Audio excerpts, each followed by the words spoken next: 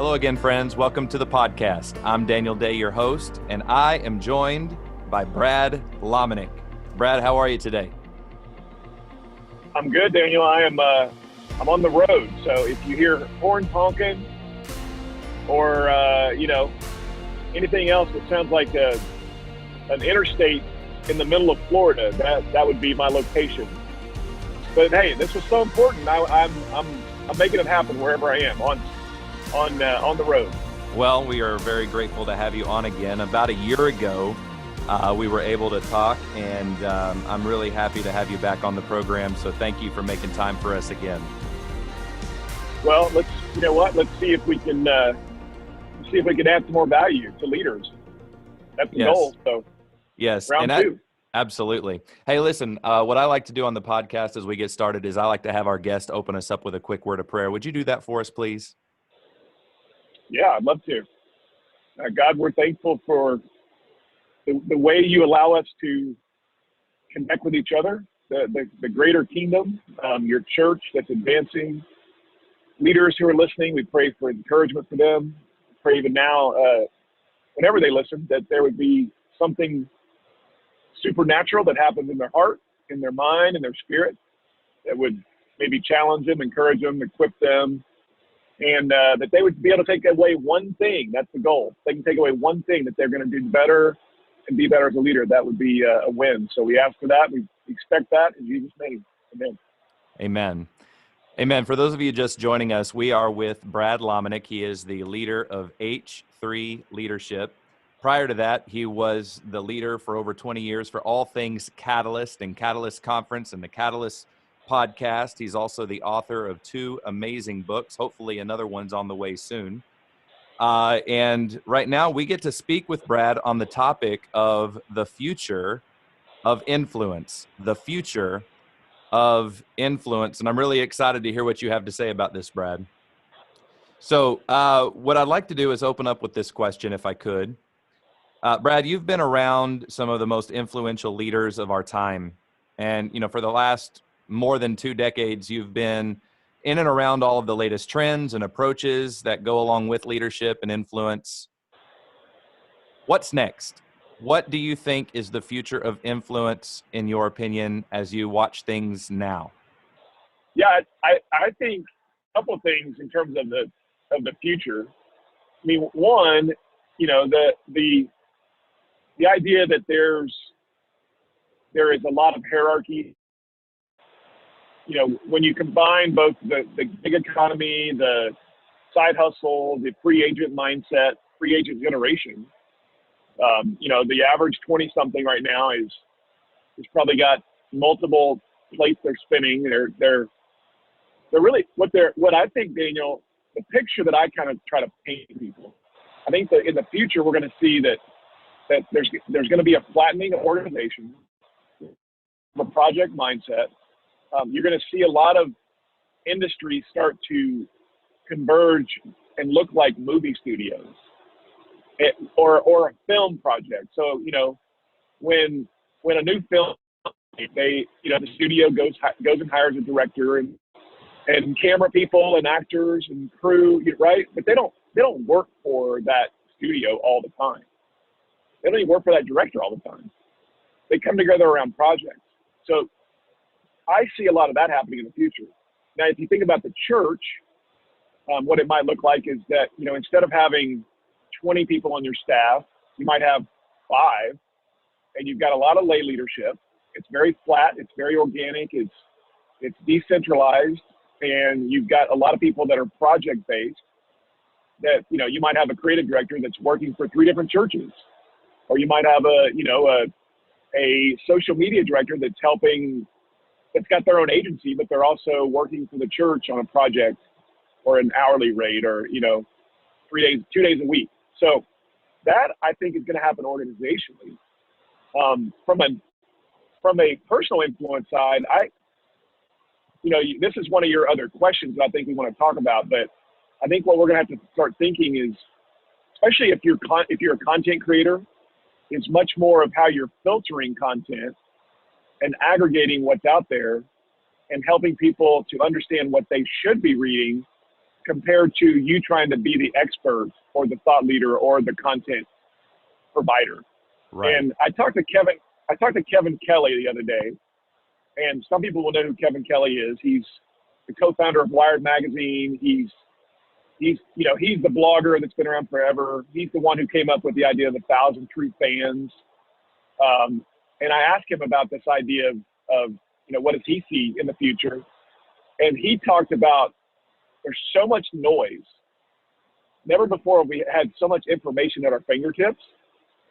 The person who can now take that noise and allow their ability to pick and pull what their followers need to listen to, that's where there's going to be a lot of impact and influence and currency and power. So I would suggest those two things. There's lots of others, but I'll stop there and let you comment or. Yeah, no, I think that's probably a pretty good segue into what we want to talk about with regards to being a curator of information. And that's something that you talk a lot about, especially in your H3 podcast. You say it all the time that you want to be the curator of the information. And one of the things that jumped out to me in one of your recent talks is this quote. You said, "The curator is the new influencer. The curator is the new influencer." And I think that you've just given us a pretty good definition of what that means. You're helping us filter out the noise. You're helping us find good content. You're doing a service to leaders by just kind of filtering out everything that could be a distraction and show us what is really good and really helpful for this particular season. But the follow-up to that really is how does one become a curator of information and helpful content for people? Well, let me give a very specific example, and I'm stealing this from David Kinnaman from the Barna Group, and he's talked about this. If you're a student pastor today, okay, there's probably a lot of student pastors who are listening to your podcast, or you've got student pastors on your team. Let's be honest. The average 8th grader in America that's part of your youth ministry is not listening to you put hours of work into your 35-minute talk for Wednesday night or Elevate or, Recreate or whatever you call your get together. You put hours of work in, 35 minutes. If you can hold that 8th grader's attention for 17 seconds, you've won. So what should my role be as a curator for that 7th or 8th grader? I would suggest this. Figure out first of all, I need to ask them, what are they listening to? What are they watching? What are they paying attention to? Where are they getting information? So I'm going to become a student of my students. And then I'm going to start to figure out, well, what is some content that would be helpful for them that I can now start to curate for them on a regular basis. So instead of putting all the energy on 35 minutes on Wednesday night, I'm going to start thinking, I'm going to text them, and I might have a text string for all the students in my ministry, and I'm going to text them links to articles, and I'm going to send them videos, and I'm going to send them a link of a YouTuber and say, hey, what do you think about this person? And then when we get together, it might be that we start talking about those different articles, links, the videos we're watching, and I might give a 5-minute talk, but instead of 35 minutes of me feeling like I have to be a teacher, it might be 35 minutes of me facilitating a conversation. So just that subtle switch in the way that I approach, Wednesday night with 35 minutes could be, I think, really a game changer in terms of how we start to look at ourselves much more as a filter, a facilitator, an aggregator, a curator, and it doesn't mean that I'm not trying to disciple them. It doesn't mean that I'm not trying to teach them. But let's be honest, there are so many voices that are in their life that they're listening to, and so many times we fight to be the voice that they're paying attention to, versus how about we fight to try to stir up a conversation that they'll actually engage in. So that's just one example for me of how that changes the game in terms of the way I look at curation. Right. And would you mind pulling back the curtain just a little bit? I've thoroughly enjoyed H3 Leadership podcast and what you're doing. I mean, you do all kinds of things throughout your show. You're not only doing interviews, but you're also giving us top 10 lists and latest books, and you're giving us recommendations for other podcasters, and you're almost a promoter for other people. But Yeah. you have become the source for so many good things. So would you just pull back the curtain and walk us through your process of how you might build a podcast or how you might build a show? Yeah. And just kind of let us know how you do that. Well, and for me, it's one, the first reason I do it is because it's what I want to listen to. I mean, if I was listening, that's what I would want to listen to. The second reason was because I didn't really see anybody else doing it, and it felt like a blue ocean, just in the podcast space. You know, to actually be an aggregator, a curator of lists and recommendations and resources. But here's, the practical side of this is that I love the fact that it forces me to actually now start to have to pay attention and actually aggregate content. It's like the young influencers list, Daniel, that I started doing 13 years ago, 2007, 2008, somewhere in there. I was leading Catalyst, and I wanted to start to give a platform for young leaders who might not have one. And I wanted to try to just go find the gems in the rough. I wanted to find the diamonds in the rough. I wanted to uncover some voices that people may not know yet. And here's what it did. It forced me to go find them.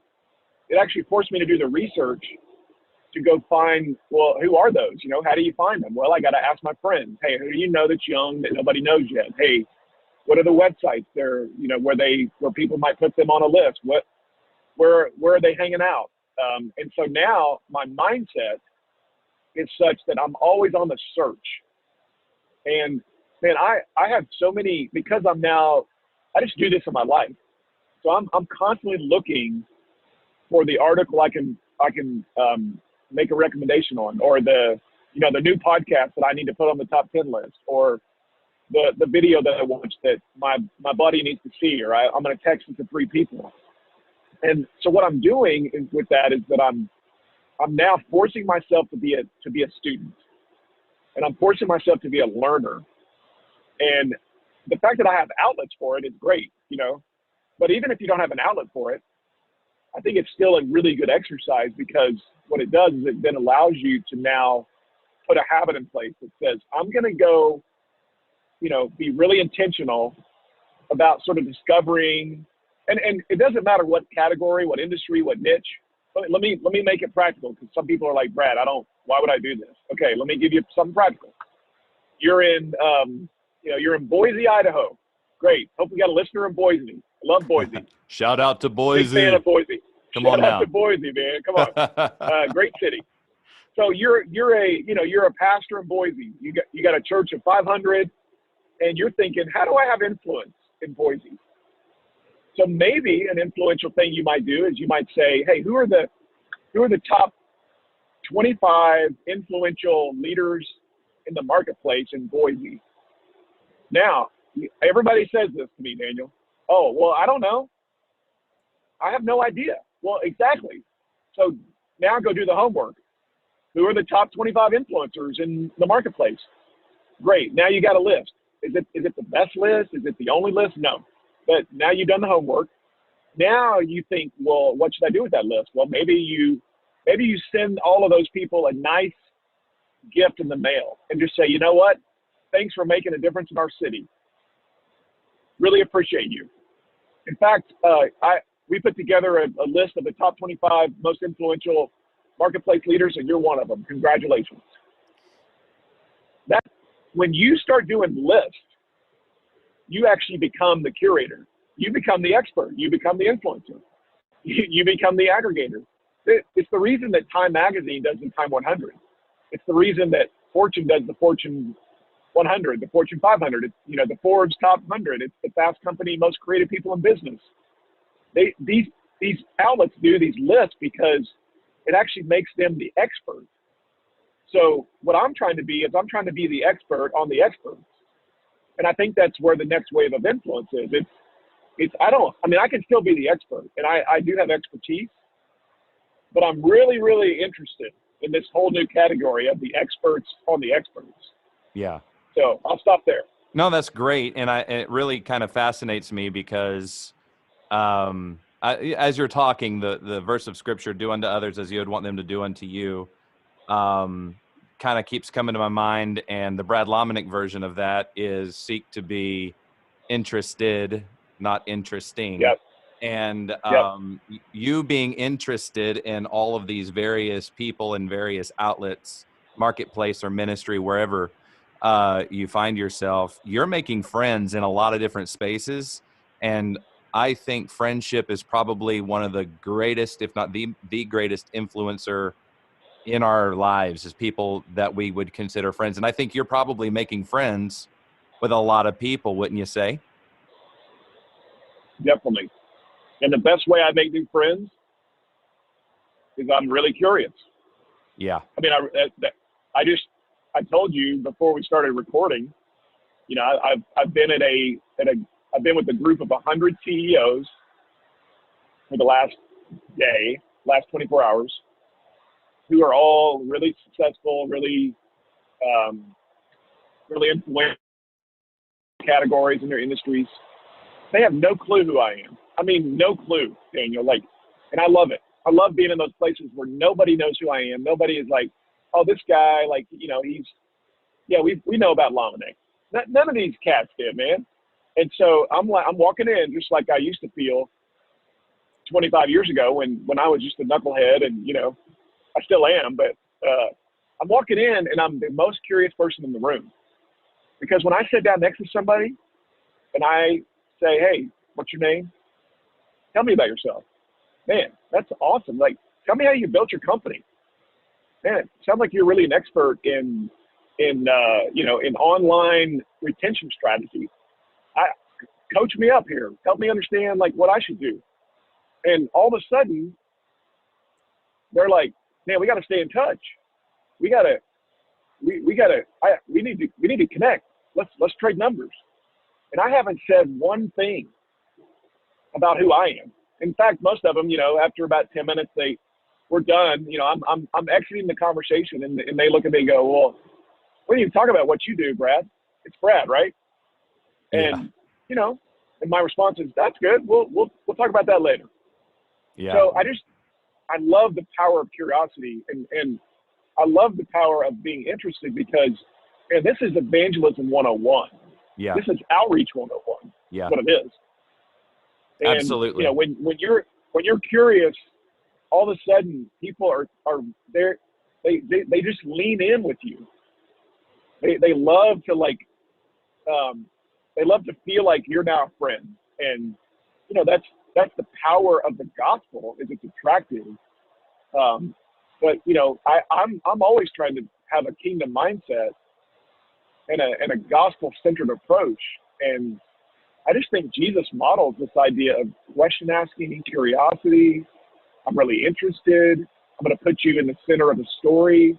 I'm going to make the conversation about you.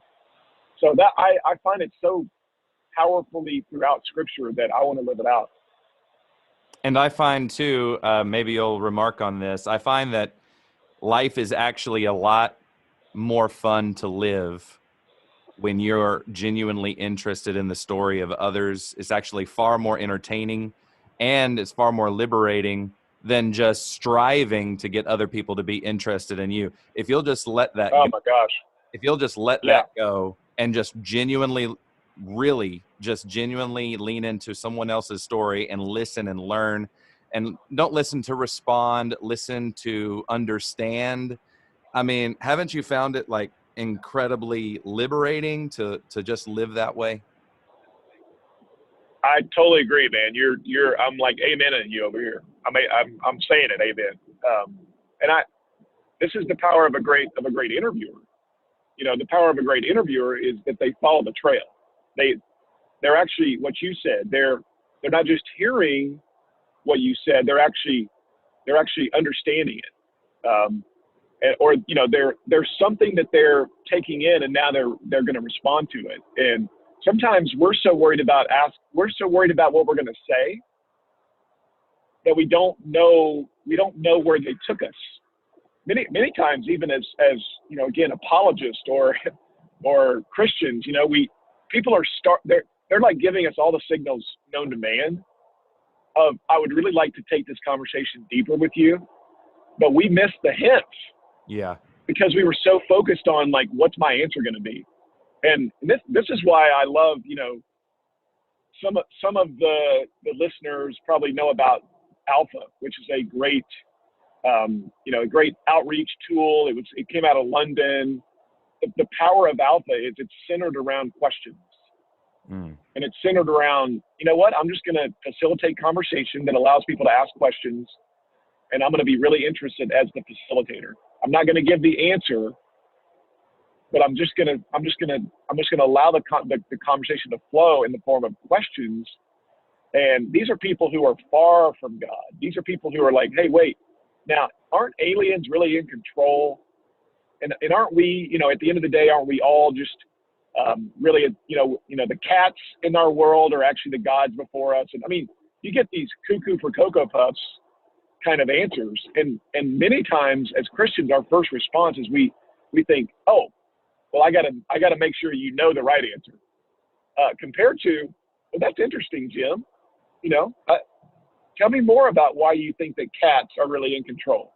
Tell me more about why you think aliens, and what I'm doing is I'm allowing them to actually like start to let God breathe into them.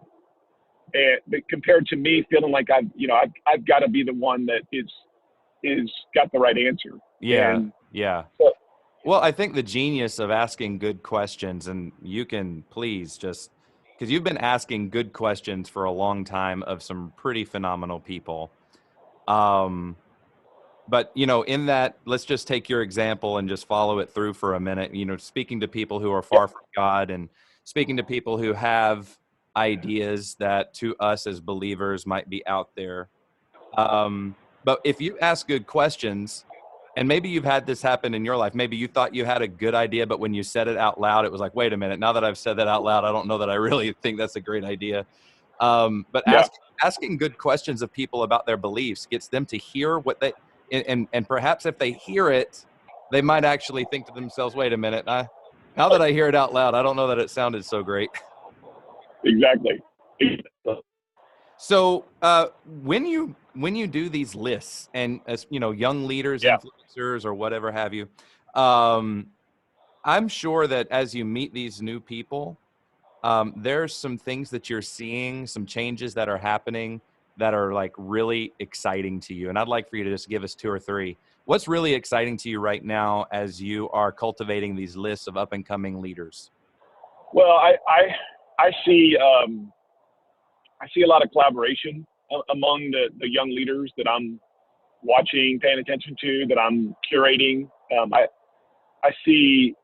Let me give you several areas that I think I'm really I'm excited about. I'm also bullish on the next generation. So one of those. I think there's a new spirit that says we can learn from everyone and anyone, especially those outside of the circle.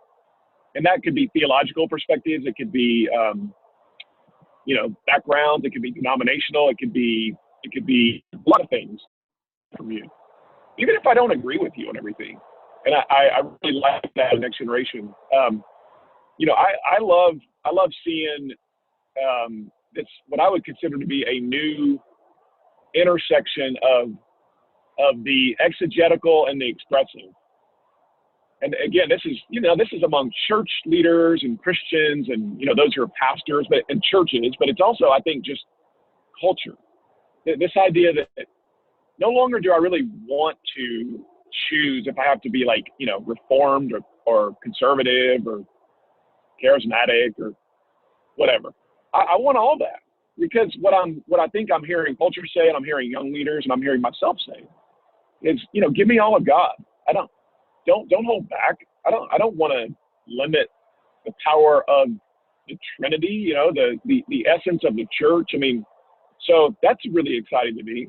And I think that's actually where a lot of the power is right now. It's where a lot of the growth is. It's where, if you look at influential voices that are rising up, and even those that are already at the places of influence, I think many times they quit drawing lines in the sand. And I love seeing that. It's just something I think we need to celebrate and embrace and do more of.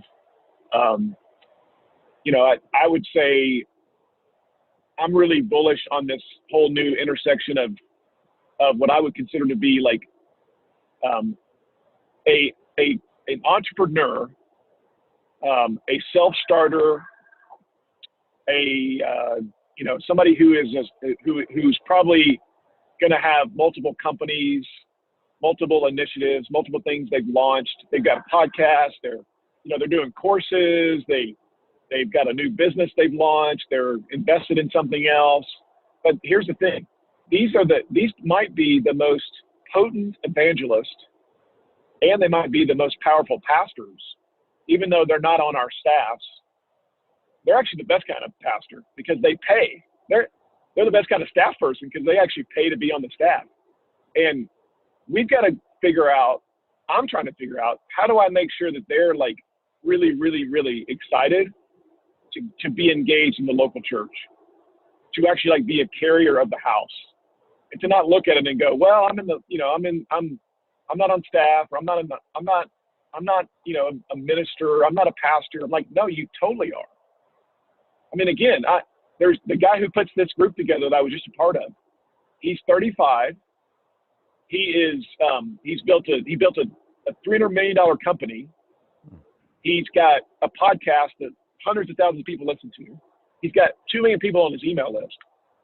And this dude is he is a machine when it comes to sharing the gospel.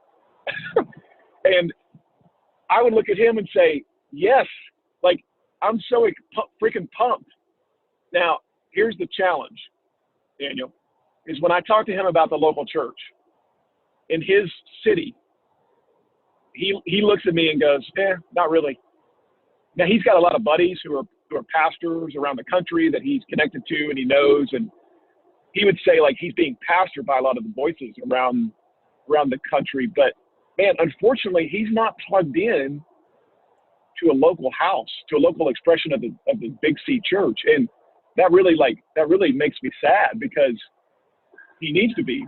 And we got to figure out how to find, recruit, invest, bring along, and help those kind of leaders, because that's a lot of people in our world over the next 50 years that are gonna they're believers. They love Jesus, many of them, and if they're not, they want to be. They just look at the Big C church and they're not sure like how to engage, and so we got to be really intentional with them. Well, I'd love to get your response to this, because this is what you're bringing up is just really, it's a passion of mine to study how different companies and organizations recruit young people and how they retain young people. I actually did my master's thesis on the topic, and what I found in my research, and I really want to get your response because I think this would be an interesting conversation to have. Companies, when they're marketing to young people, and I'm sure you've seen this, a lot of times they will market mission before they market pay package. And the companies have figured out that young people are more motivated by mission than they are money. And they will actually invest their life and their time and their creativity in a company that has a mission that aligns with their passions. And then after the fact, they'll find out, oh, well, okay, that's what you're paying me. Okay, that's good. Thank you for the paycheck, but I'm working for you because I believe in what the company stands for. And I wonder if there would be a way for the church to do better at, instead of marketing events or marketing programs or marketing a concert or marketing a one and done kind of deal. What if we spent time talking about all the causes that we invest in? What if we spent time talking about all the mission around the world, be it sex trafficking, rescue, orphanages, hospitals, education, clean water, you name it. The church is involved in something that the next generation is really, really passionate about. And I think if they knew the church was involved, they might be more apt to get involved in a local body of Christ. Totally agree. I mean, would you say in your context that you have found that this leader we're talking about, this up and coming young world changer, change agent, highly capable, very high capacity leader who's, 32, 27, 35, when you have a community outreach day, or you have hey, let's go build a house, or hey, let's go do something that is cause driven. Let's go be the justice voice in our city. Let's unify around a common theme that we can bring together. Have you found that they show up out of the woodwork? Yeah, and not only do they show up, they invest. And Yes, I think exactly. that this young man, 35 years old, that was able to gather these leaders that you just, let's just keep talking about him for a second, because I think Yeah. people like him, I don't know that, I bet if he's like me in some ways, which I would bet money that he is. If I walk into a restaurant and I immediately know I could run that restaurant better than the person running it, I really want to leave, because Right. Yeah. I walk into places and I see the inefficiencies of an organization, and I see the little tweaks they could do to make it better. And I'm sure this guy you're talking about, he does the same thing. I can guarantee you, he walks into places and immediately he knows if he had 2 months, if he had 2 weeks, Yeah. the place would be turned around immediately. And so when that guy, your friend, that 35-year-old, when he walks into a church, he's doing the same thing. And Yeah. so I think that if we want high capacity leaders to be involved in our churches or outreaches or whatever, we better come ready to work half as hard as they do, at least. I mean, at least as hard as they do in their secular work. I mean, we've got the kingdom work to do. That's far more important in the long grand scheme of things. And if they show up and they perceive that we're only halfway putting things together or being lazy, they're not going to be a part of that. Well, and I would just add to what you're saying. If that is true, then part of my job as a leader of that church or in that environment is I've got to get really curious again. So if I see, 35-year-old, I'm going to find them and I'm going to have radar log, man. And I'm going to say, hey, I know you're new here. Give me all the feedback that you want to give me right now. I'm going to become a student of them. And I'm going to say, tell me all the things we can improve on. If you were in my seat, what would you do? If you were leading like I am, how would you change things? Now, here's what happens when I ask them that question. They now become an owner, because they say, well, let's try this or let's try this. And I say to them, well, why don't you try this? I would like to recruit you to be the new so-and-so of, now you can't let everybody do that. You can't have 100 different programs because 100 people spoke up. So take what I'm saying in context. But the way that I start now to engage that person, I make them a owner in the house, a carrier of the gospel. And sometimes here's what we do, Daniel. We, as the church, we have systematized the way we engage. So if it doesn't fit our model, then we look at them and go, well, they're not really active. I don't feel like they're really, engaged here. Well, maybe they're not engaged because you haven't given them something they want to engage in. Yeah. Maybe they would love to, again, they would love to be able to invite. What if the church had an entrepreneurship program that allowed for business leaders in the community to be part of a cohort that was happening, in the auditorium of the church every Tuesday at lunch? Well, you know who might probably want to lead that? 35-year-old, Yeah, right? Absolutely. And this is where we've got to get innovative. We got to think outside the box. It's not just, well, here's your opportunities. You can lead a small group. You can serve in the parking lot. You can be a greeter. And if you don't really, like that, well, and we look at you and say, you're not committed. I think we need to, again, we need to think differently about how we're allowing a person, it's kind of like when you stand up and give the announcements and you say, all right, hey, today is our, our volunteer drive. And we want everybody to get involved and serve here at XYZ Church. So, we're gonna need you to go back to the Welcome Center in the lobby right after we're done with the service. Sign up. You know who doesn't sign up? 35-year-old. He's not stopping by the Welcome Center. I'm sorry. You're gonna have to go tap him on the shoulder and say, hey, I know who you are, and I'm recruiting you. I am I'm Navy SEAling you. That's what I'm doing. Yeah. Because they're not gonna engage in the way that we think we're gonna be able to, scale and systematize the serve team, drive day. It's a different kind of leader that we're talking about. And, there are hundreds of thousands, millions of them who are starving to plug in to what you're doing in your local context. But you're just going to have to get innovative in how you approach them. Yeah, thank you. That is good insight. And I want to conclude, kind of wind down our talk. We've had some pretty substantial conversation here, and I just want you to know that not only will our listeners be learning, but I've been learning right along with you and making many notes as you've been talking. So I want to wind it down.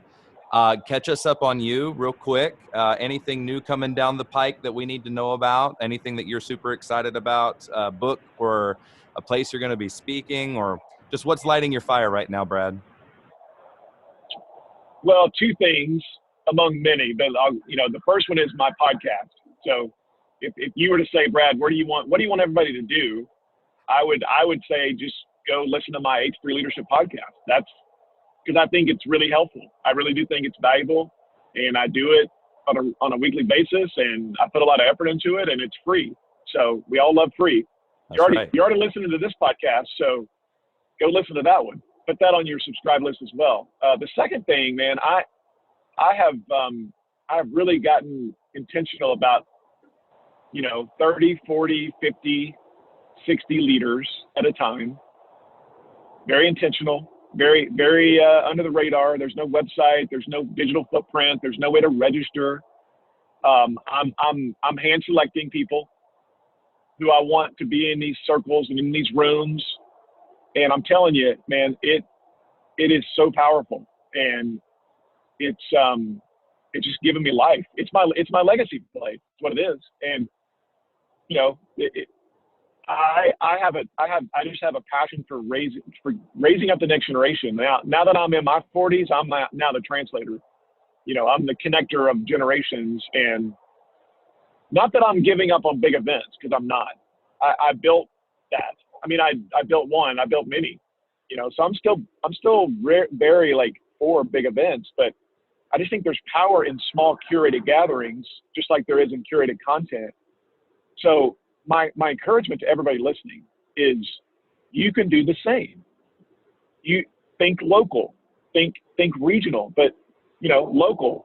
What would it look like for you to get 10 leaders together, maybe from other churches, maybe in your category, in your space, maybe leaders in the community, and just say, hey, let's have a conversation around a topic that we all are passionate about. I'll buy lunch, I'll rent a room, I'll do whatever. But this is where I think the energy is small, curated, filtered conversations, gatherings that they really do create a lot of life change. So that's where I'm putting a lot of my energy these days. Very exciting. Well, friends, we have been with Brad Lomenick. He is all things H3 Leadership. Brad, what's the website? What's the Instagram handle? Tell us where we can find you. H3leadership.com or bradlomenick.com, either one of those. And then, just search H3 Leadership on your podcast app. You'll find that podcast. and you can follow me on social media, but I'm not a very good follow at Brad Lomenick, but there's not much getting posted. I'm listening a lot more than I'm talking. Well, that's typical of those 40-somethings. Exactly. Yeah. Come on now. Come on now. Come on now. We're just paying attention. That was you Gen Xers are just horrible posters. Exactly. Yeah. Well, listen, Brad, thank you. It's been a lot of fun. And I pray God's blessings over everything that you're doing. I'm excited about what you're doing. I'm somebody who has been a beneficiary of your curated conversations and content on H3 Leadership, and I'm happy to do my part in telling the world about it. So I just want to encourage everyone listening, please do yourself a favor, subscribe to all things H3 Leadership. You'll be glad you did. Brad, thanks for your time today. Thank you, Daniel. And thanks for what you're doing, man. Thanks. Isn't this fun that we get to be connected and have conversations? I mean, it's like an exciting time to be alive, to be able to hopefully, again, encourage some leaders and take away one thing, leaders. That's the goal. One thing. Figure that out. Absolutely.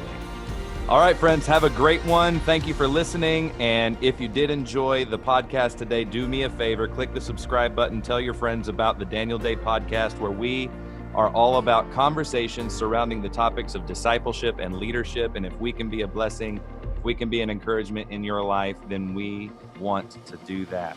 So thank you for listening again, and God bless.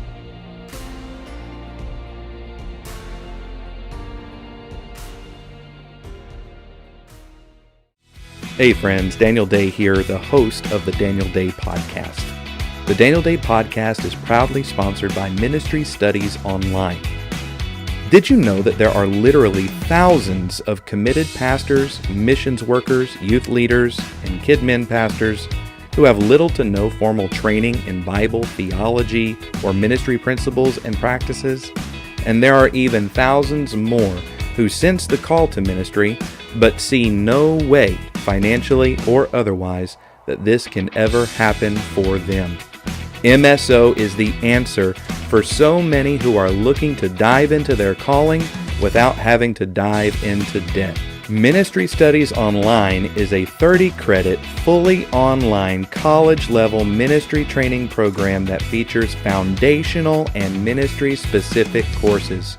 We've come up with a way that you can learn the heart and soul of ministry way beyond just resources, with the flexibility you need with your busy schedule. Accessible, affordable, academically excellent. MinistryStudiesOnline.com.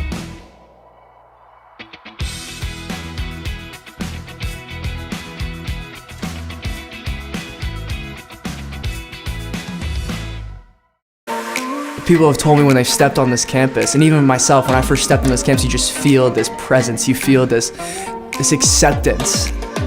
It's really like a family. Like, we're definitely a big family here at North Point. I call it my home. This is my home. That is why I came back to teach students to see their life changed and for them to grow into the potential that God has for them. North Point isn't about just investing knowledge into individuals, but it's about allowing individuals to be transformed in their character, in their service, in their leadership. The chapels are just amazing. You see God really move. You see people's lives change. You see people lay heavy stuff down at the altar. We always get something new and a new face. Some of the greatest transformation times for me have been in our chapel settings, our prayer chapel. I knew immediately that this was a place that I needed to be. This is a place where everybody's here for a single purpose. Everyone's here because they feel called to do something for God in some type of ministry. Because of that single focus, we can have a campus that creates an environment for spiritual growth, for intensity in worship. Coming into these doors, even as a young leader, I am not leaving the same. There's been so much God has done in me, and I'm just so grateful because North Point has been a place where God has really allowed just so much growth. North Point. North Point. North Point Bible College.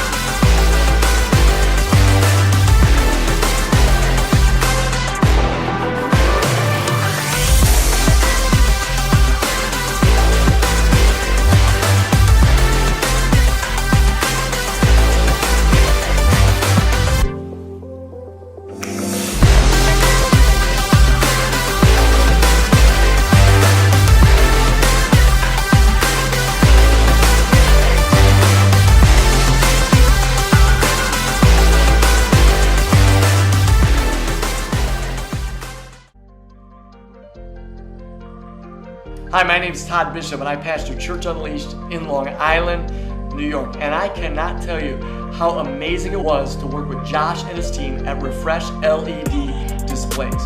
The professionalism, the customer care, from the beginning all the way to the end was top notch. It was better than we could have ever anticipated. And I'm so grateful that we found this incredible company that works with churches to make their worship experience better. And I can tell you, it has changed our worship experience. To see everything take place the way it does on the large LED wall has made our experience so much better as a church. From what we've heard from everybody in our church, they love the LED wall. I love the LED wall. The only thing is, I should have got it bigger. But I'm so glad for Josh and his team at Refresh LED Displays. Highly recommended, and I'm glad we found it.